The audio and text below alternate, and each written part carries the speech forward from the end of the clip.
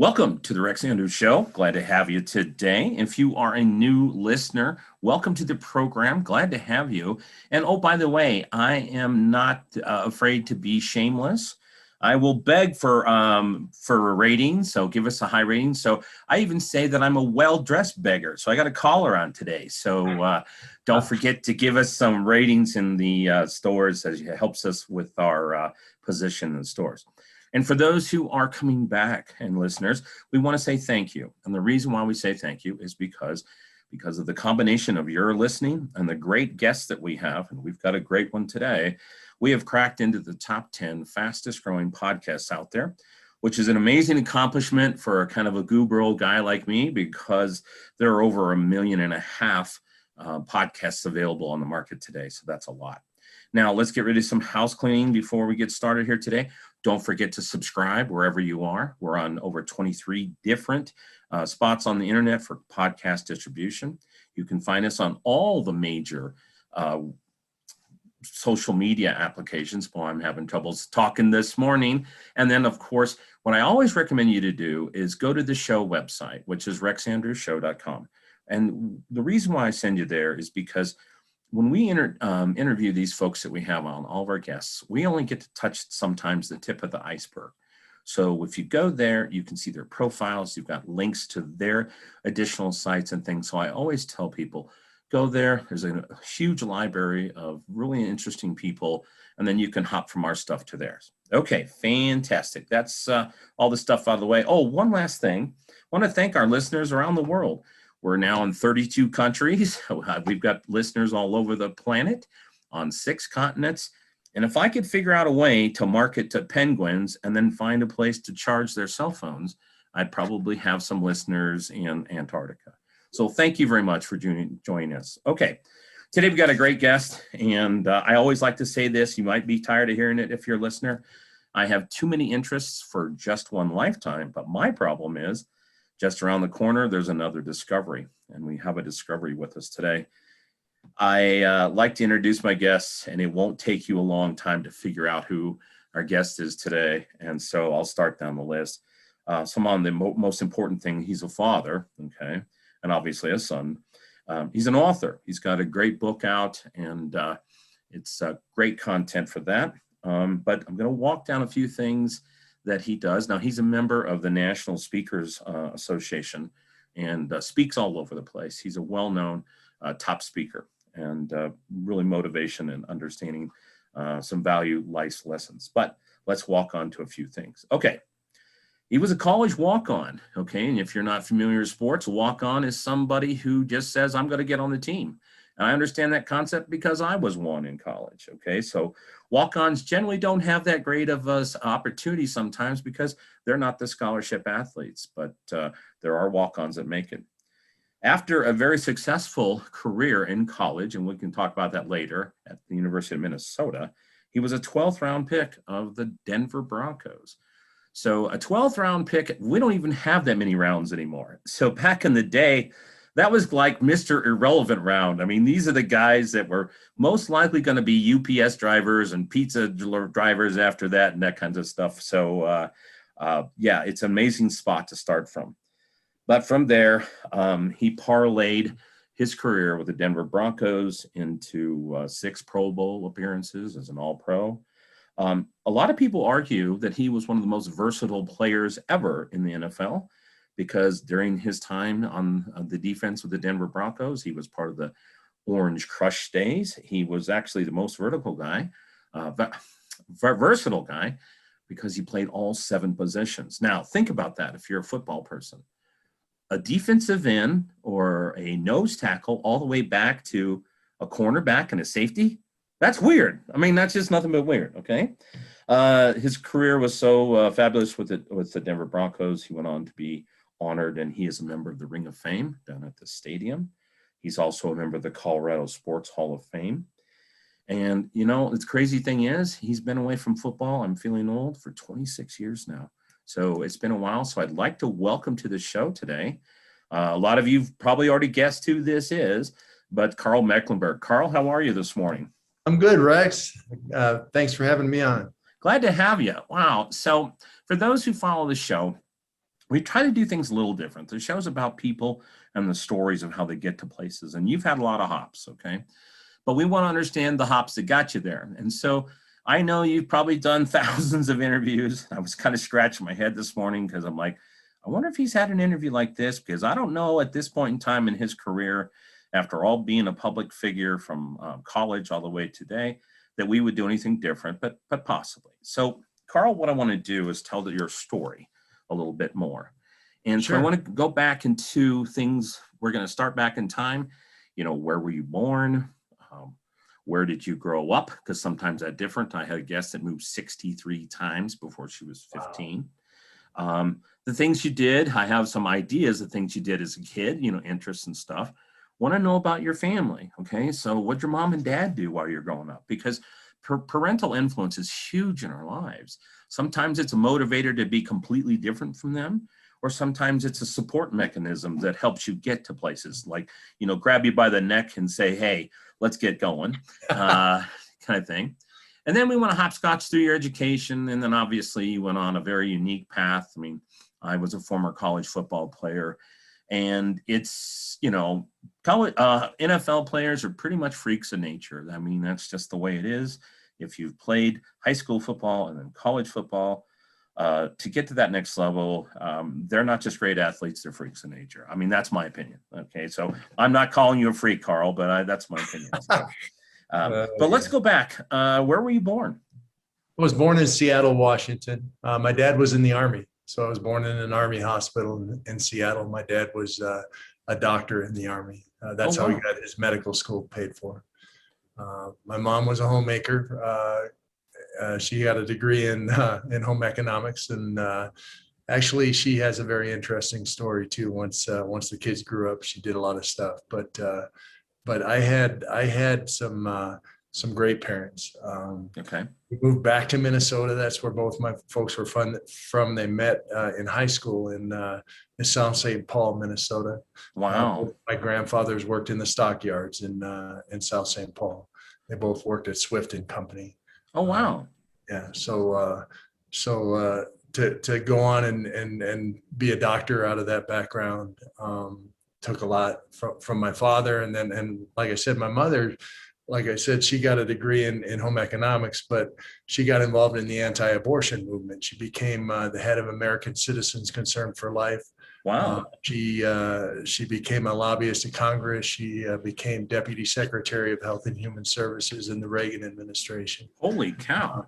And I saw in my parents that I shouldn't sell myself short, that anything's possible.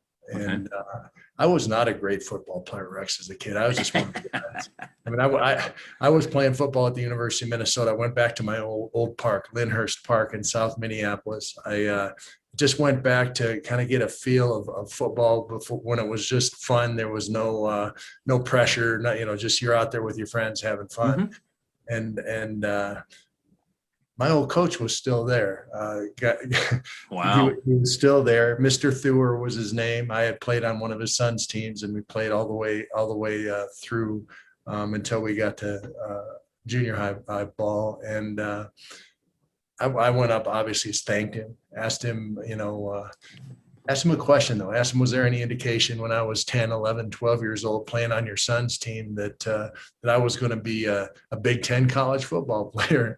Was there anything different about me? And his response was, Karl, see my guys over here, they're stretching. That's the same stretching program you went through when you were with me. See, they're touching the ground now when they're touching the toes. You barely got to the bottom of your kneecaps. You were the stiffest kid I ever coached. That's what he remembered about me. Not how that's awesome. Someday. That's awesome. In ninth grade, I was the smallest starter on our football team. Wow. I grew late. As a junior in high school, I played JV. I didn't even make the varsity team. Wow. As a senior in high school, I was all state as a tight end and as a defensive end, but I was only 6 feet tall and 200 pounds. I wasn't big enough to play major college football. So I went to Augustana College in Sioux Falls, South Dakota. Yeah, I know. I used to play against Augustana at UNC as a Bear. So, Yeah. I went to Augustana on a 1/3 scholarship with the understanding if I play well, they give me a full scholarship. So the the coach sat in our family's living room, said, "Oh, it's late in the recruiting season. We've already given away most of our money. We'll give you a 1/3 scholarship, but if you do well for us, we'll bump you up to a full scholarship later." Wow. So I went there. I grew 3 inches and 40 pounds my first year of college. Oh my goodness. And everything changed. I got good. I mean, my second Wow. year there, I led the team in sacks. I played every down on defense. We had that debriefing session that every coach has at the end of the season where he calls you in, sits you down, asks you about next year and what to expect, or what happened last year and what to expect next year. And I'm thinking I'm going to get the scholarship, right? Right. I was one of the top players on the team already, and I'm sitting in his office, and the first thing out of his mouth is, "Karl, we know your dad's a doctor. He can afford this school. We're going to take away your scholarship and use it to bring someone else in." So I wasn't going to play at Augustana anymore. So I left Augustana. I walked to the University of Minnesota. Okay, so I want to stop and unpack a couple of things. I don't think I have ever heard of some coach sitting in front of somebody and saying, "Your parents can afford it, so we're pulling your scholarship." Yeah. Oh my goodness. That's what he said. Oh, that's crazy. But I want to back up a couple other things, a couple other data points from us. You have siblings, right? I do. Okay. Yeah, I've got an older sister and 2 younger brothers. Okay, fantastic. What was how the household like at the Mecklenburgs with 2 younger brothers? Was it all-star wrestling all the time, or? My sister was the tough one. If they had girls football back then, she'd have been right in the middle of it. She'd been right in the middle of it. Okay. So did you have a good, was your family close, or was it just sort of we all lived together, or tell me a little bit about that. Close. Yeah, we were close. We still are. I mean, we're getting together in June. My brother's out in Saudi Arabia working for Aramco.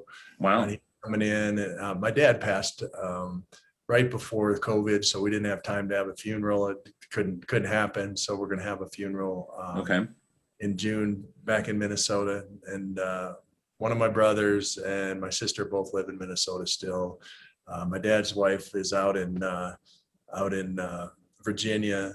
And like I said, my brother's in Saudi. I'm here. Wow. But we're coming together, and we're looking forward to it. That's fantastic. To see everybody. So one of was it 5 or 4?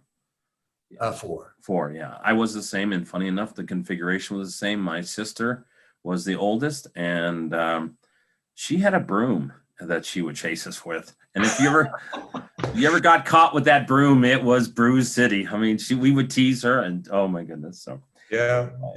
I hold that one of the reasons I was able to play professional football is that I really had a high pain tolerance, and it was from doing I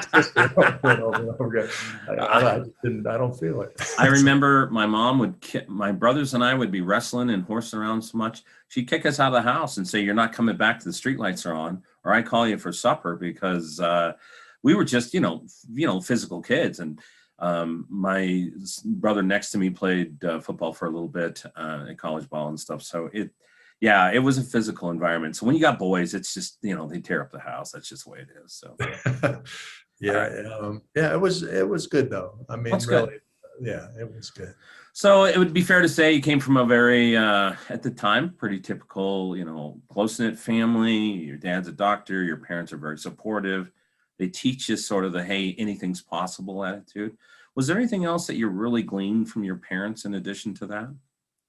Yeah, my dad was pretty special. My dad is a gynecologist, obstetrician, a guy who was kind and gentle and sweet. And I'm sure he wondered about me.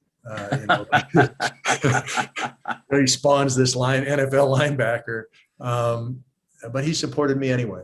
I mean, he showed it. We were probably the only high school football team in the history of Minnesota football to have an OBGYN as the team doctor. I mean, wow, that's funny. He was there all the time. Yeah. And very supportive. And to me, that is how you should be as a parent, or how you should be as any type of leader. If you have somebody who's different than you, that doesn't mean that's wrong. That means that they've got a different skill set and a different path for their lives. But you can support that whether you're in line with it necessarily or not. Yeah. Fantastic. Now I want to talk a little bit about high school football. So you really weren't even a starter until your senior year? Yeah, my senior year. Oh my goodness. I started in Minneapolis at Okay. Washburn High School, and as a sophomore, and then as we moved, and as a junior, I got to Edina, Minnesota, and they had a real system, right? They had the kids all the way up. They pretty much knew who was going to be a starter and who Yeah. wasn't going to be Yeah. a starter. And I wasn't one of them. So So you had to earn a so, spot on varsity on your own then, right? yeah. So I got the opportunity and ended up two-way starter as a defensive end and as a tight end, and was all stayed on at both. I was just a blocking tight end, but Okay. it was great. I mean, we were undefeated. It was a horrible year. It was either raining or snowing every single game all the way through the season. We were undefeated. I think we've been scored on twice the whole season. Oh, wow. Till the end. And then we get into the playoffs, and it was a beautiful day, and we found out we were mudders because it just ran all over us. We were really good in the snow and the mud, but I don't know about the rest of it. That's fun. That's great. You know, I look back at my high school career. I was a soccer player, and so I didn't play football until I was a senior because my parents wouldn't let me. My mom was afraid of getting hurt because a couple of her friends got hurt. You know, because football's a sport. It's not if you're going to get hurt; it's when are you going to get hurt. You know, pretty Sure. much. Yeah. And so I played both on the soccer team and the high school football team as a kicker, but I was the second strongest kid on the team. So being the second strongest kid on the team, and I could bench press as much as one of the kids that went and played D1. So the coach's brilliance, he stuck me in as a guard because they're like, well, you're strong. You can push people away. I was miserable. I just got the crap beat out of me all the time. I was just a punching bag. So but I was able to parlay to go that. But, you know, I still think looking at all the levels of football, and especially today, I think high school football is the purest form, in my opinion, of football. Because there's enough of the competitive, you know, because if you're not good enough, you're not going to play, right? And Sure. then it's not about money. It's not about time. It's not about a year-round commitment. Because if you're once you start in college, it's a year-round commitment. You're working out all the time. You've got agilities in the off season and lifting and class and all that kinds of stuff. And so I just look back at high school, and it's just the purest form of football, in my opinion. Yeah, it is. It's a very different form of football from college football, and college football is a very different form than pro football. And I believe I was a better pro football player than I was a college football player, and I believe I was a better college football player than I was a high school player. Yeah, because in high school, it's about who's the best athlete. Yeah, basically, you know, you'll get your Christian McCaffrey, and I watched Christian play at Valor High School because my son was going to Valor High School at the time, and I watched it for a couple of years, and he was a man among boys. I mean, he just give him the ball, and they couldn't touch him. Yeah. And then and it's all about the physical side, and then you get to college football, and in college football, you got game plans. You make a few adjustments depending on your opponent. And then when you get to the pros, it's all about adjustments. Yep. Everybody has talent. If you made it on a pro team, you got enough talent to win football games. But it's the team that is able to adjust and able to make all the mental gyrations to win the game. And that was my game. My game was the mental game. Yeah. I was the 310th pick of the NFL draft based on my athletic ability. It wasn't based on my mental ability. Well, you know, the thing is, you know, the average football player fan who's never been on the, you know, never stuck their hand in the dirt or stepped across, the sidelines to play, they don't really even understand the levels of that because, you're a standout if you can play high school football because there aren't that many, you know, and then if you're a standout there. And then college, everybody's, you know, college is talent, everybody there. And if you're in the NFL, even if you are considered the biggest bum on the team and only have a 2 or 3 year career, you're still like a freak of nature because everybody, you know, it's easy to sit here and, you know, Denver, we listen to like the sports channels, like The Fan and stuff like that. And people are trashing some of the players who aren't, you know, the all-stars. And I just take a step back and go, these people are amazing athletes just to get there. Sure. It's a huge thing. Right. And, you know, I look at it today with the size of the athletes and stuff. And I'm not taking anything away from you, Karl, because you had an amazing career. And I still argue with people that you should be in the Hall of Fame. And maybe we touch that later. But, you know, how would anybody your physical size today and speed, you probably wouldn't make it in the NFL, would you? No, I wouldn't have had an opportunity. They practice in shorts. They're not, it's not knockdown, drag out football. I mean, No, it isn't. That's what I could do. I'm going to hit you and I'm going to be in the right place at the right time at full speed. But how do you show you can do that? Basically, they got to look at film of you in college and project whether you're going to be successful or not. They can't test it. Yeah. When I was playing, it was 5 weeks up there at UNC in Greeley. Yeah. 2-a-day practices every day. If you were somebody who was going to get hurt, you already got hurt before the season even started. Exactly. Yeah. I mean, it was a test, a physical, mental, emotional test. And if you pass that test, then you're going to be a good football player in the NFL. Yeah. Now they've got to just figure it out on the fly. And I don't know how they do it as a coach. When I got to training camp, Rex, I had the same number as a starter. They had 110 guys in training camp, so there was double numbers. Yep. When they give you the same number as a starter, that's not a good sign.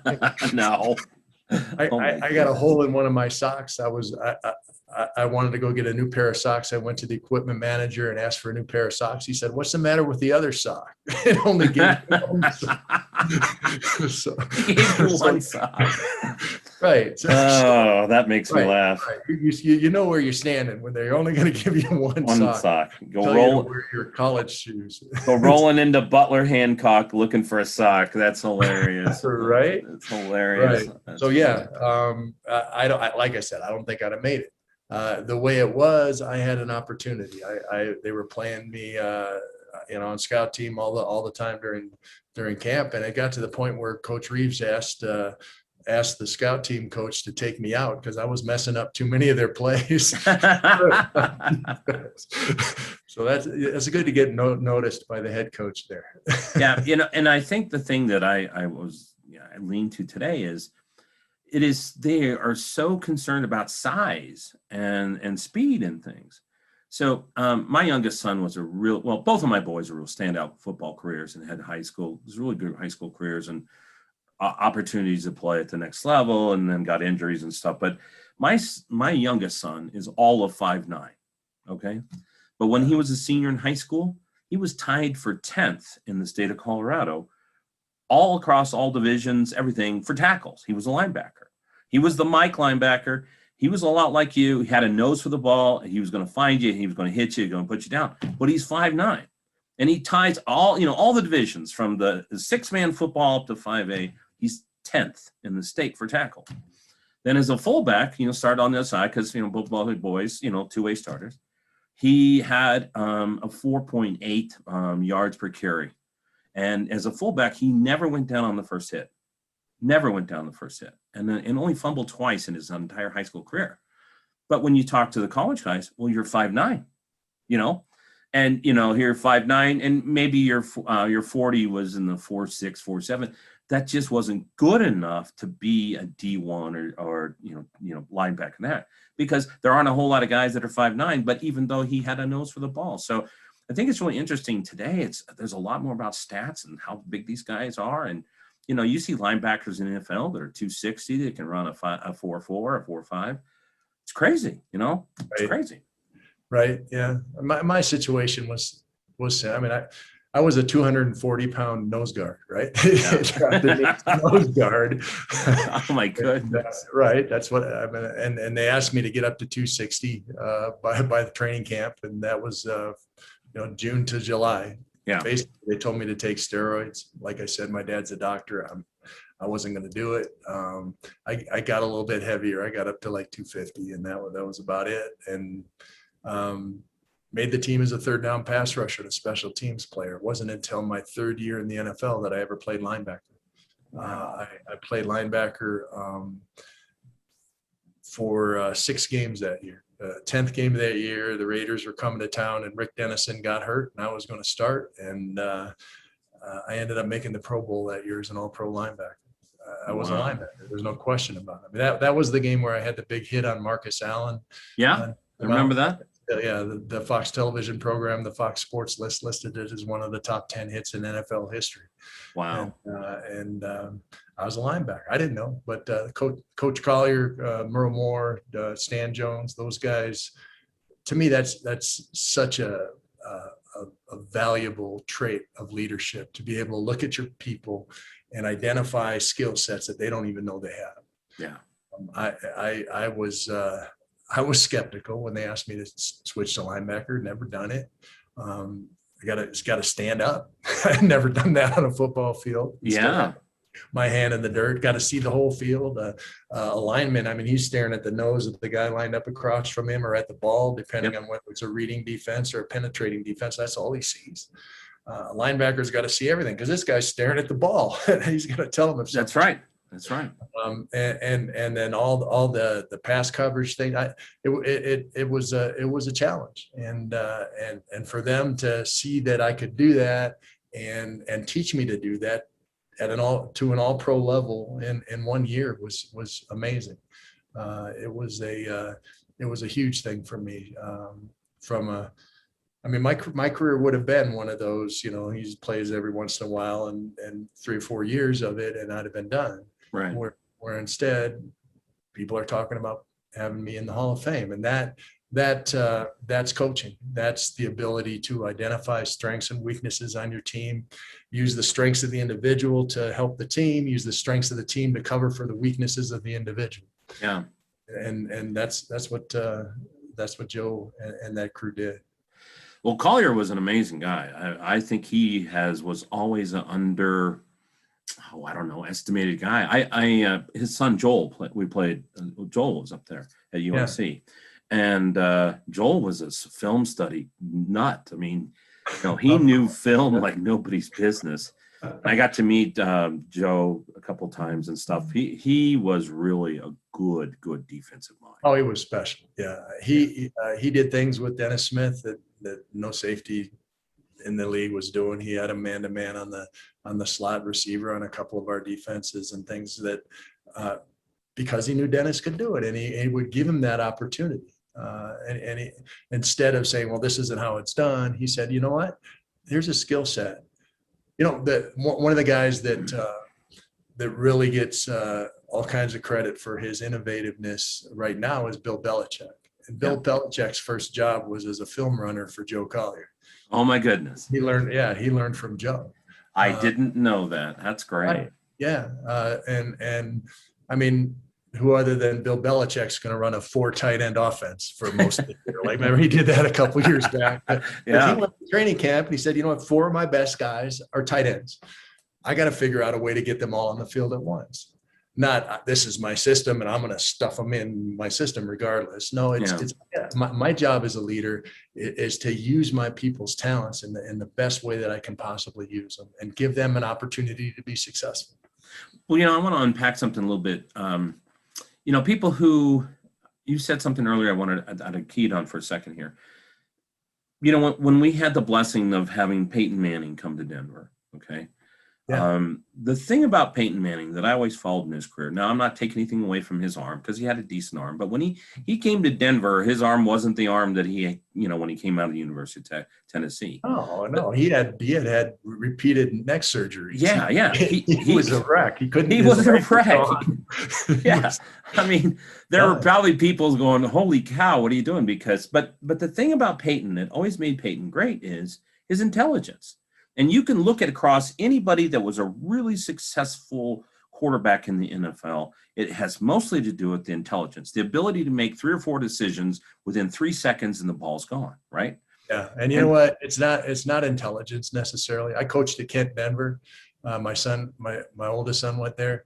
And they have some brilliant kids. I mean, we had a bunch of kids that National Merit Scholars and stuff, but they'd be on the field like assuming that the tight end does this and the fullback does right. It's over. It's like you got to go. So to me, it's decisiveness. It's intelligence, but that has to be acted on before you even know what you're doing. You got to be prepared. You got to be decisive. And for me, that was Peyton. Peyton, and it was all about preparation. Yeah. The first time I met Peyton was at a Super Bowl golf tournament. They have these golf tournaments. It was a year that he was coming out of college at Tennessee. Okay. And I was one of the old retired guys that was invited to come back.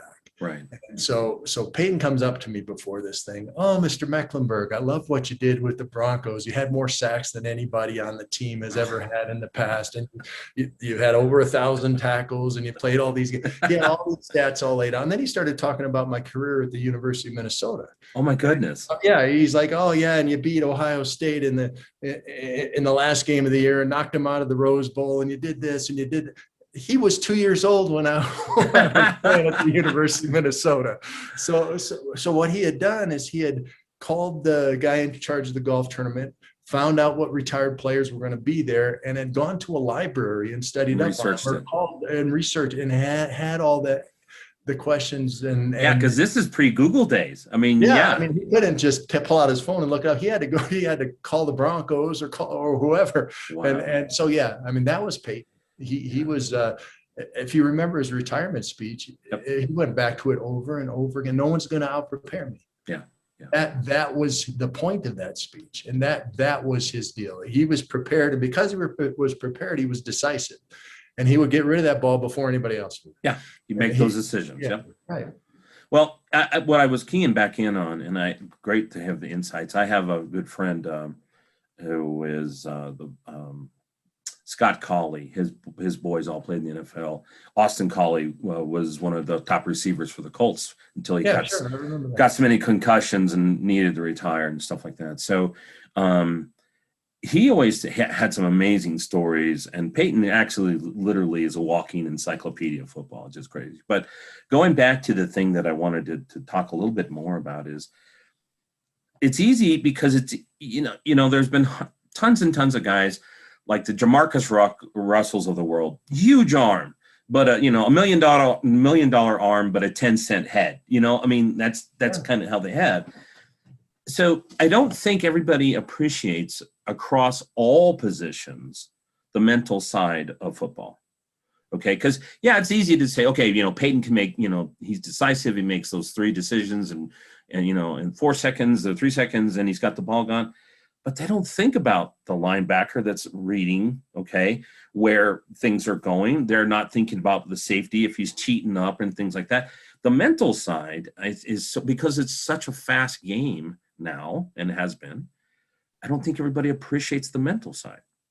Rex, if you take out a stopwatch and time a pro football game from snap to whistle, just the actual action and leave all the other stuff out, it's less than 10 minutes.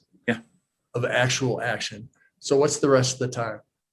The rest of the time is adjustments. The rest of the time is substitution. The rest of the time is identifying what alignment that other team is and what motion they're going in and what that means as far as your film study from what you've seen from that film all week long of okay, they have these options when they're in this lineup. So it's a mental game.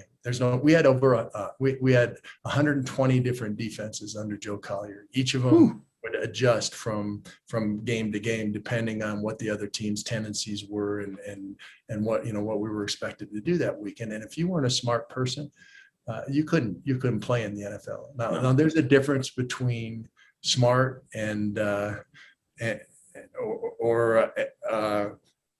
are people who are smart who are ignorant, who didn't apply themselves in college or didn't apply themselves. But when they have to learn something, they can learn it. We had a bunch of guys, and the NFL is full of a bunch of guys. If you just talk to them or you listen to an interview, you're going to come away thinking, he's probably not that smart. But if you can do what you can do in the NFL and make the adjustments, maybe they don't know how to talk properly, but that doesn't have any smart there. No, there's a couple players. There's a couple players that come to mind that it's like, wow, get them in front of a microphone and you think they were just blumbering idiots. Just right, but they're geniuses on the field, and they're geniuses, and it's because they can make those quick decisions, and they're capable of making the doing the film study and being prepared and going into a situation saying, okay, when this happens, I got to go there. And then they let themselves do it. A lot of people are smart, but they just don't let themselves go when it's time to go. There's an old saying in the NFL that the hay is in the barn. That means that you're completely prepared and you're ready to go. And then you don't think, you go. It's time to go. So it's a different skill set, but like you said, almost everybody who's successful in the NFL shares that skill set. Yeah. The ability to process information and react quicker than other people can. Okay. I ran a 4.940. I'll tell you what, if I ever had to run 40 yards, we were in huge trouble anyway. That's true. It wasn't about 40 yards. It was about the first step. There was a kid I played with up at UNC. They called him Sundial because he was so slow. You could time him with a sundial. So anyway, but I want to now with 120 defenses. Were you? I know you were captain and linebacker. Were you making the defensive calls for Joe? I was, yeah, for a lot of that time. Okay. I've got dyslexia, Rex. So when Joe started doing those signals, they didn't have the headset back then, right? Yeah, so it was hand signals, and this meant one thing, and this meant another thing. Yep. That's fine. But when this meant one thing and this meant another thing, I couldn't figure out what it meant. I had my back turned trying to figure out which. I'm guessing there might have been a few interesting conversations when you came off the field, right? What did you call? Yeah, but playing all 7 defensive front positions like I did, I had to know what everyone in front of me and alongside of me did anyway. Yeah. So I mean, being the guy calling the signals, that wasn't that big of a step. Right. So I want to take a little bit of a pivot here. Where'd you meet your wife? We met in high school. Oh, really? Yeah, Kathy and I were chemistry lab partners as juniors. And we like to say the chemistry was just right. That's right. Yeah. So you followed in your parents' footsteps, huh? Then yeah, we did. And ironically, my oldest son married a girl he started dating when they were 15. I mean, that's just, I don't know. But Kathy and I have been together forever, and she is a huge part of my success. She took so much off my plate when I was busy playing football and having to go in early for rehab of my various injuries and staying late for film study and doing all, and she really kept this family together and afloat through a lot of tough stuff. So I am blessed. And no kidding. Yeah, no question about it. No, you're coming up on about 45, 46 years of being together. You know, yeah, we each other's lives. We've been together for a long time. We got married for a year. So that was 83. And had the 3 kids, and she gets real sick when she's pregnant. So our kids are way spread out. We've got a lawyer who's 34, and we got a just graduated college who's 20 something. So I mean, they're spread. There's a big range. Yeah, that's for sure. So now, did she follow you along? Was she at the school? So was she at Augustana and Minnesota with you? Or was no, she went out to UC San Diego for a little while. Okay. And I knew I was in trouble when she left San Diego to come back to Minnesota to be with me. If you make that, if you know what the weather's like. Yeah.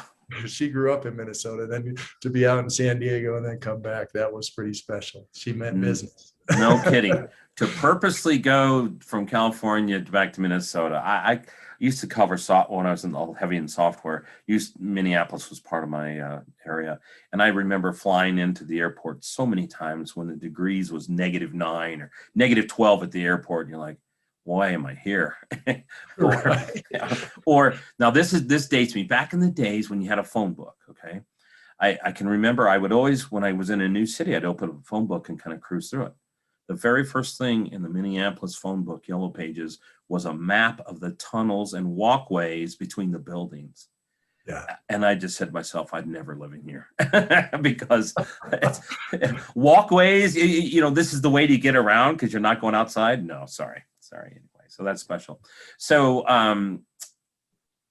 was it, here, I don't think everybody understands how consuming being a college athlete is, because you've got to get your grade, you got to do your grades and everything else. And then it's like a full-time job. I mean, it really is our full-time, part-time job, it's year round. And then having your wife, out of state, was that a difficult period for you, when she wasn't present? Yeah, I mean, yes and no. Okay. I was so busy I was a pre-med major. I wanted to be a doctor like my dad. Okay. The studies and the football, and I'm a big hunter and a fisherman, and I was always messing around with that too. I had a lot of things going on. Sure.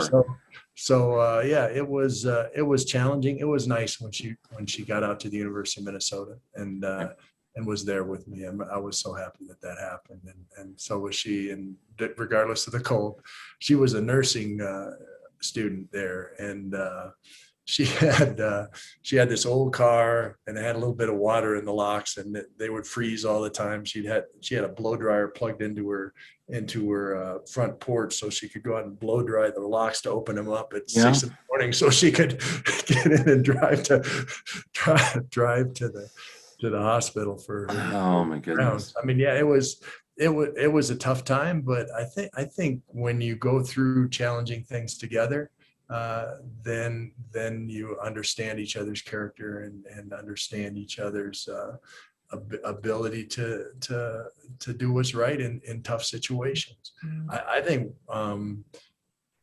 this COVID pandemic thing is really testing a lot of people. I mean, you see more and more strange things happening as far as news things going on and challenging things that people just can't take, and they're breaking. And to go through it together with somebody that you've trusted and loved for most of your life, I am completely blessed. This thing has crippled my business. I mean, I'm a professional speaker at meetings. There's no meetings. Right. Yeah. What are you gonna do? Yeah, there's no kickoff meetings anywhere or conventions. I mean, I do some virtual presentations, and now I've got a speech mid-May. I've got another one that started June. So things, and they're at live meetings, and I'm excited. Things are starting to pick up a little bit, but it would have been really, really tough without having her strength and her support here. Well, that's good. I've interviewed a lot of people since January, and you're the first person that's talked about having that support during this time, because it has been difficult. And I think it's interesting when I'm a kind of a people watcher. And I think what's been interesting for the whole pandemic thing is the fact that for the first time, a lot of people were facing death. Okay.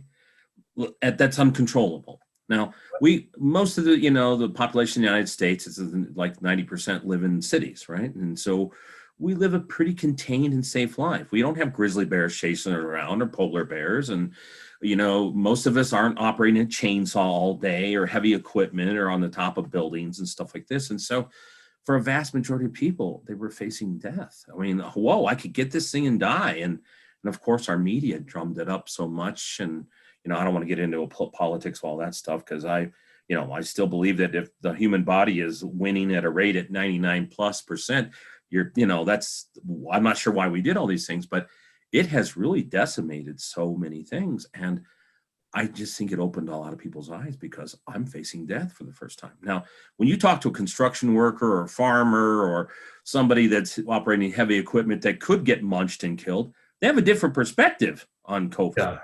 Yeah. That's true. And so it's been an interesting time. And I think it's going to be interesting to look back in a few years and what people, because there's industries that have been decimated, like yourself, anybody that is, had been doing care in person, therapy or those kinds of stuff. It's a different dynamic. And then I just think there's some industries that may not come back. I'm not sure movie theaters are going to come back. Yeah. I mean, there's obviously the restaurant industry got decimated.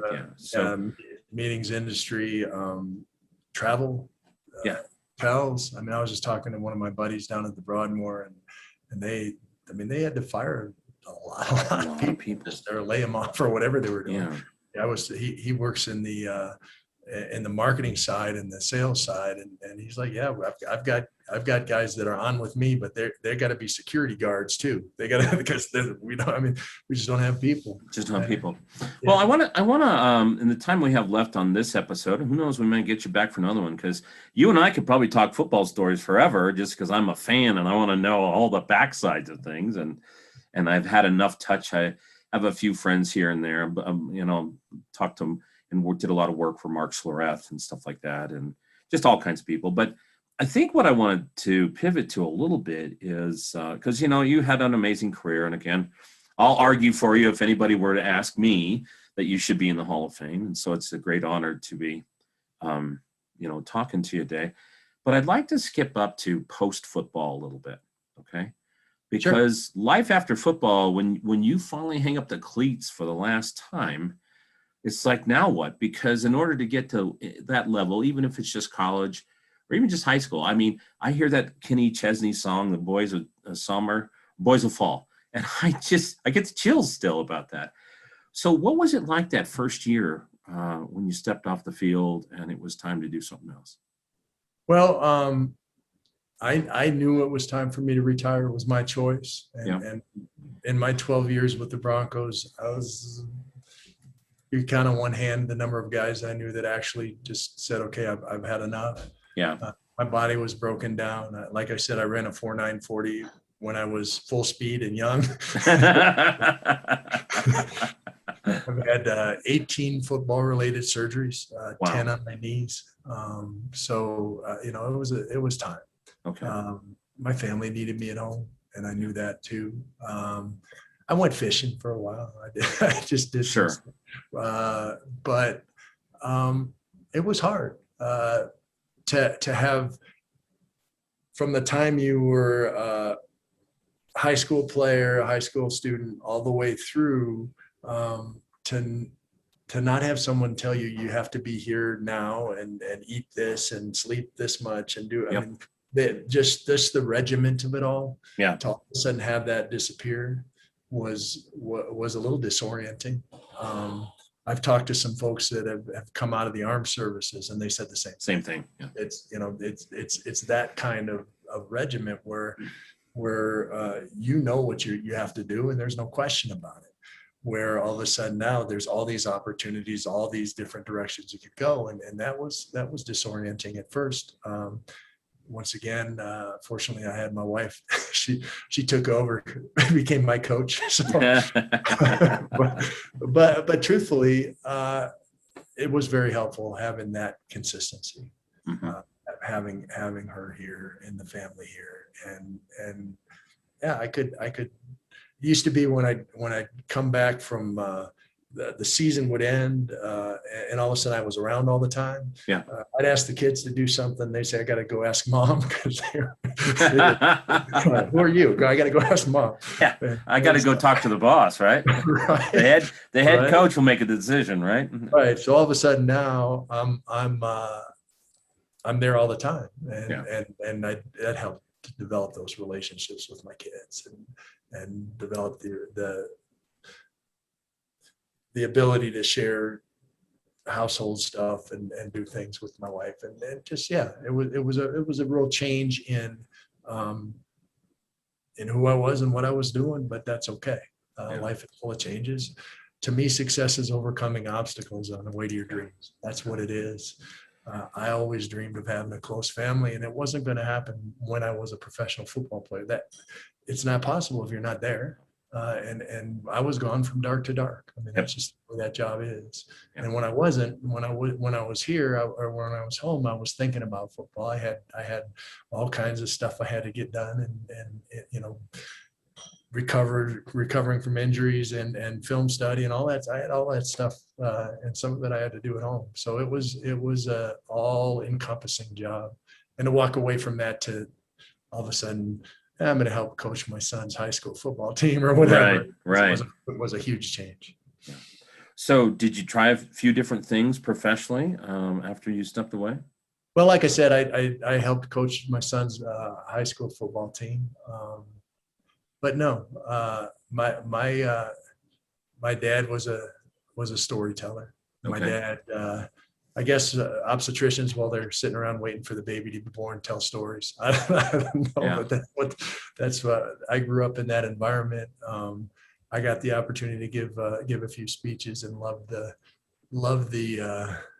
storytelling side of it. Yep. Probably the thing I missed most from the NFL was the adrenaline, Yeah. excitement. And truthfully, I think that's why ex-athletes get in trouble sometimes, is because they're trying to find that Adrenaline. that excitement, and sometimes they find it in an illegal way. Yeah. Fortunately, I found speaking. Fantastic. And up in front of a large group and give a presentation, try to remember. We went south? Okay, Karl, do we still have you? We blocked for a minute. Once I got done with football, and it was fabulous. I've been a professional speaker now for longer than I was a professional football player. Fantastic. I do about 40 presentations a year all around the country. Flying out to South Dakota here next month, and I'm speaking at the Meetings Industry Council meeting here at the Denver Convention Center June 2nd. I'm excited about that. Yeah.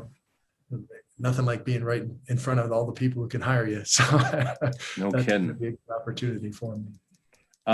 So you're probably on the path to around 800 speaking events so far. Yeah, at least. Wow. Yeah. And that's a lot more games than you played in your entire football career. Right. You know what? You think you wouldn't be as tired after a speech as you are after a football game. But no, you are. It's that adrenaline piece. It's that build up, and that you got to be on, man. And it's not only is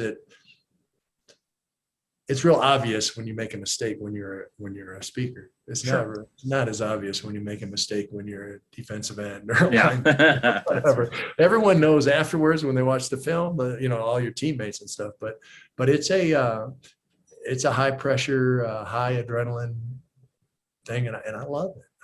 I guess I'd be a hang glider or a cliff jumper or something. There'd be some way to be challenged that way. Do you miss the locker room camaraderie a little bit? Or? Yeah, I do. But like I said, I've got my family, and there's camaraderie in speaking world if you seek it out. Sure. I'm a member of a mastermind group. We meet once a month and talk about what's going on, and I'm also a member of the National Speakers Association. We've got a Colorado chapter. If anybody's interested in getting involved in professional speaking, that's the place to start. Okay. They've got such a giving attitude. They're going to help you figure out what, how to build your business, how to tell stories, how to do it. I mean, I was fine with the story side of it. I'd done enough interviews and I grew around it, but trying to build a business around a storyteller is a tough thing. I mean, if you don't know how to do it, you're not gonna be successful because there's lots of competition. Yeah. But if you get involved with the National Speakers Association, especially Colorado's chapter is one of the best across the country. There's an opportunity there. Yeah, there's an element. I have many of my episodes are storytelling, and not that I've done all that many interesting things, but I've got a lot of other people's stories and stuff. So yeah, I enjoy that too. The time behind the mic it's enjoyable, and it is a little bit of adrenaline and the creative side also, the ability to take things. And so there, when you look at your speaking career, is there something that's like the yuck side of that, or is it something you just fully enjoy? The challenge is finding the jobs, truthfully.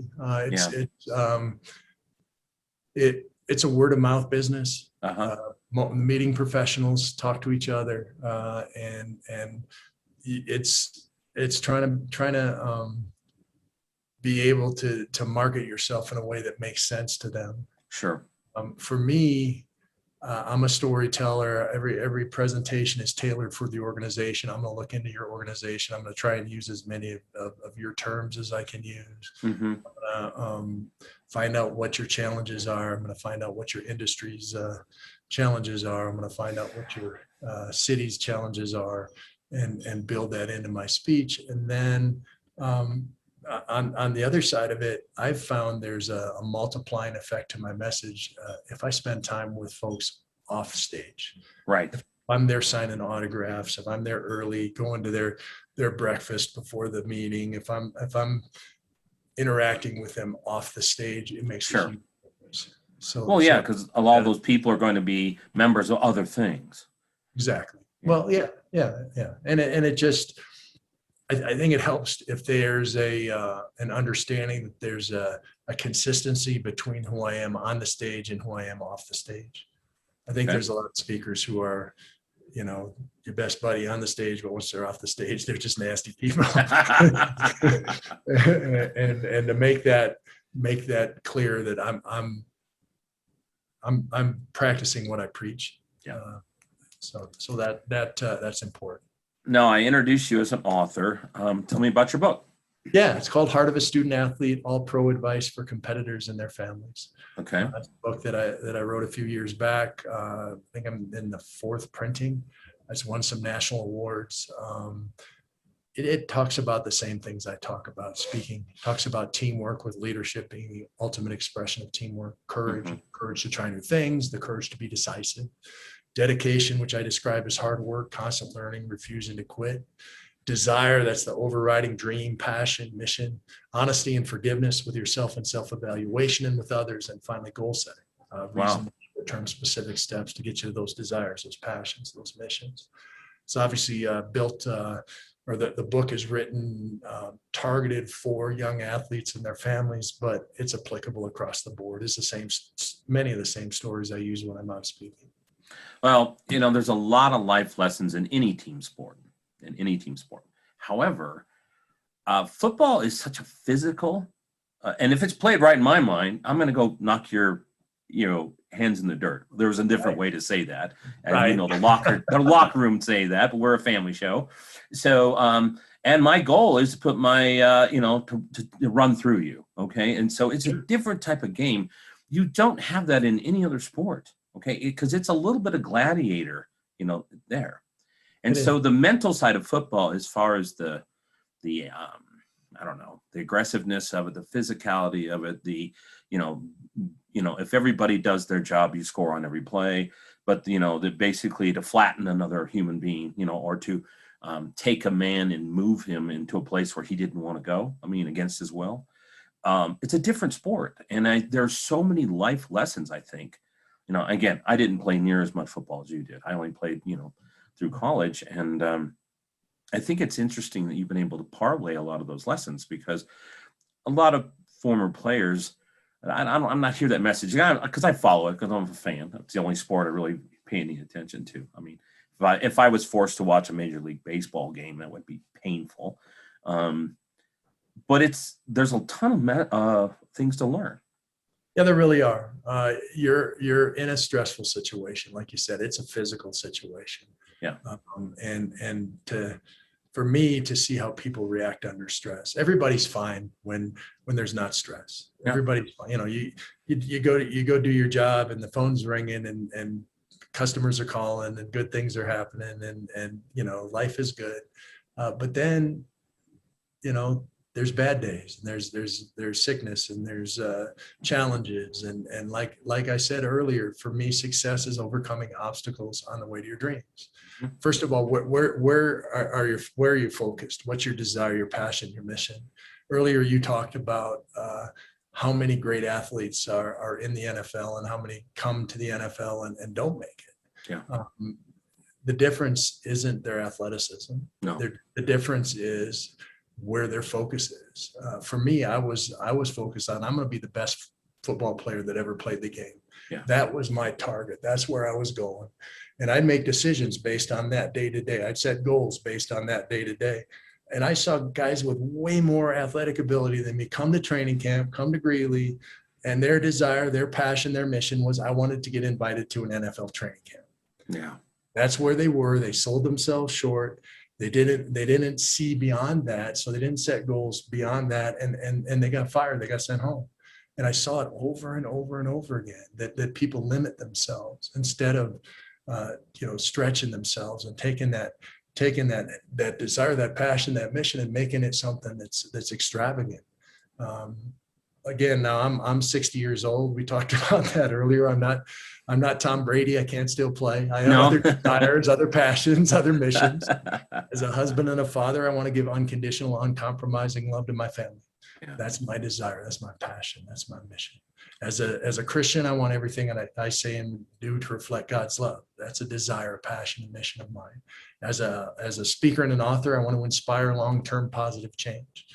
Those are my desires, my passions, my missions. I get up every morning. I do a little Bible study. I think about who I'm going to talk to today, Mm-hmm. who I'm going to run into today, and how I can help them, and how I can take another step closer to that desire, that passion, that mission.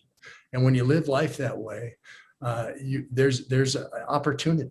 It's around. It'll show up, but you've got to be prepared, and you got to be decisive when it shows up and take advantage of it.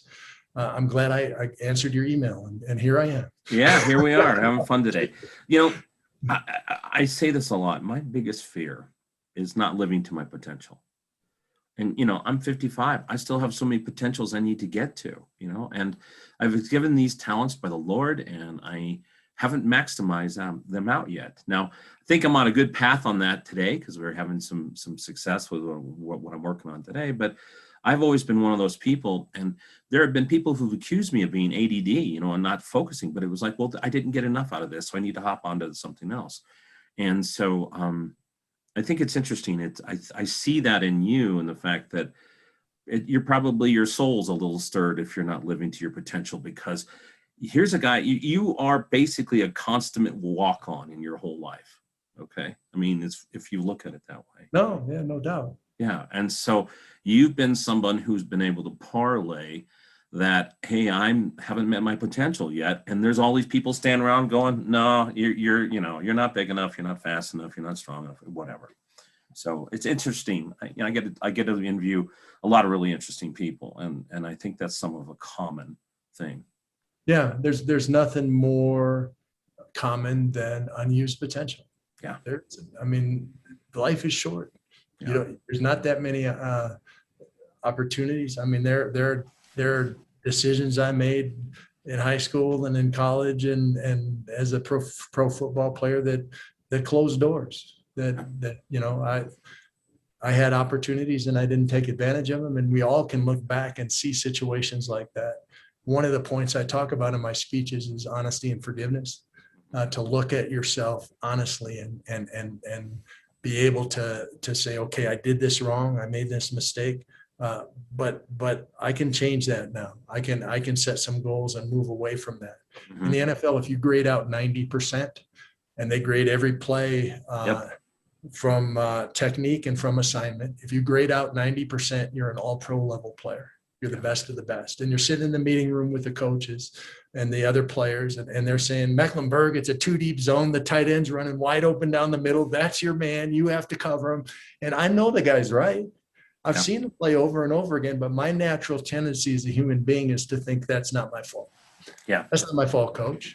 You know, the tight end should have jammed him so he didn't get off the line so fast. The outside linebacker should squeeze him into me so he's easier for me to cover. The strong safety is supposed to help me when he goes deep like that. What's he doing? It's not my fault. But from a sporting viewpoint, from a honest and forgiving viewpoint, I should say that, yeah, that's my guy, and I'll get him next time. Yeah.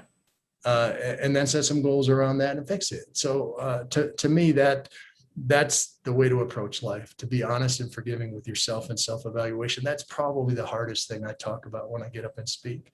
There's a lot of people who won't take responsibility for making a mistake, or even, you know, just what happened yesterday. They're just like, no, that didn't happen all of a sudden. And you got to move forward in life. So I have a question for you. When you look at what we've just been through with this pandemic, okay? Yeah. Like you said, your business has been decimated because of, you know, inability to get in front of audiences. Nobody's really meeting and that kinds of stuff. Have you been pondering about the message that you deliver to help people sort of rebound from this? Because I think it's going to take some leadership in some of these areas Yeah. get back to that normal. I don't, who knows what that is, but I think the average person's kind of, headed in that direction already. So have you thought that through about how you might want to take those messages? Yeah. And when it started, when we couldn't have my dad's funeral, when in 1 week, a whole year's worth of bookings disappeared. Yeah. I thought, wow, I've never been anywhere like this before in my life. Yeah. And then I thought about it. And like I said, I've had 10 knee surgeries. I've been in the training room on crutches, just trying to learn to walk again while the rest of the team's out getting ready for the next season. Yeah. And the attitude that I took at that point was I'm not going to worry about what I can't do. I'm going to think about what I can do. What can I do today to take another step forward? How can I set this up so I can be ready when it's time to be ready? So I was a model patient in the training room because it's comfortable, not because there's any sort of racism or ageism or anything. The old guys hang out with the old guys, the young guys hang out with the young guys, the black guys hang out with the black guys, the white guys hang out with the white guys, the offense hangs out with the offense, the defense. It's just the way it is, and it's just because it's comfortable. Yeah. Across those lines, I made an effort to make relationships and really get close to some folks that really I hadn't been close to before, and other people, probably were looking at it strange. But I crossed those lines because I was a captain on the team, and it really helped when my knee was better and I was out on the team. Yeah. I could take advantage of that downtime and do some pivoting, do some shifting, and make a difference for down the line, because down the line is going to happen. Yeah. It's already starting to happen. Like I said, I'm flying to South Dakota to give a speech next month, and I've got a couple other speeches coming up that are on site, and things are changing again. But what have I done in the meantime? Yeah. How have I prepared myself and tweak some things that I hadn't had time to tweak in the past? So to me, that's how I looked at it. Yeah. Well, I've got one last question I ask all my guests, and it's kind of a goofy one, but I'm going to catch it because you probably never heard this one. So in life, we all have these things, bucket lists. It's a common concept. People talk about a bucket list. I want to do these things before, my time on earth is done. Well, you know how that is. There's always an opposite in the universe of everything. I'm kind of a physics guy, so there's an opposite of everything. So that list rhymes with bucket, starts with an F, but I would never say that, okay? So there's a list of things we don't want to do. And sometimes we don't want to get caught up in distractions of some of those things. Now, while you're thinking about what might be on your effort list, I would say, I'll share a couple. I'm never going to do a Dakota Sioux sweat logic can. The entire concept of excessive heat, excessive humidity, drumming and chanting, I'm not doing that. Okay. That's a one and done. Okay. I'm not eating sardines. Okay. So, if I open up a tin and it looks like it can swim or come at me, I'm not going to do that. Okay. That's something I'm interested in. So I won't go back to Mexico City. I went to some business meetings and had to have armed guards to go to a software meeting. So what might be a thing or two that's on Karl Mecklenburg's non-bucket list, the other side? Wow, you're right. I have never heard that question. I guess ethical things that negative ethical things. Okay. From my standpoint, I don't need my brain is dinged enough that I don't need to get drunk anymore. I don't need to use drugs. There's all kinds of things I don't need to do from that standpoint. Yep. Just of no interest to me whatsoever. Okay. So I guess it would be that. I don't want any more kids. I think 60 years old, Yeah, no. See, I've seen it in the Bible where it happened. No, I don't want. No, not doing that. Hey, grandkids, yeah. Grandkids. Yeah, I got my first grandson this last year, and it was his last weekend was his first birthday party. And you want to talk about joy, holding a 1-year-old. I mean, it's amazing. So that's awesome. Yeah. Well, yeah. I want to thank you for coming on and the genuine conversation. It's been great. maybe I'll have you on and we'll talk a lot more football, because I could do that for hours, and I appreciate your time today. And it's good to have you, Karl. Good for our audience to meet another side of Karl Mecklenburg. Because Well, I appreciate that. If people want to learn more about my speaking business, they can go to karlmecklenburg.com. I'm on all the social media channels on at Karl Mecklenburg. It's BURG, Karl's with a K. And you can misspell it numerous ways and still find me, though. Yeah, I was about to ask you to throw that out, so I appreciate that. So, Yeah. well, thanks, Karl. It's been great. We'd love to have you back on another episode. There's just, so many stories to tell, and you are awesome at doing that, I can tell. All right, so folks, we're going to call that an episode for today. Thank you for Karl for coming on the show today. Also, please stop by his website then, karlmecklenburg.com, and please stop by the show website, rexandrewshow.com, so you can get the bios and information on all of our guests. So our current guests today and in the future. So until next time, just we say what we do all the time is be safe, but be bold, and make it a great day.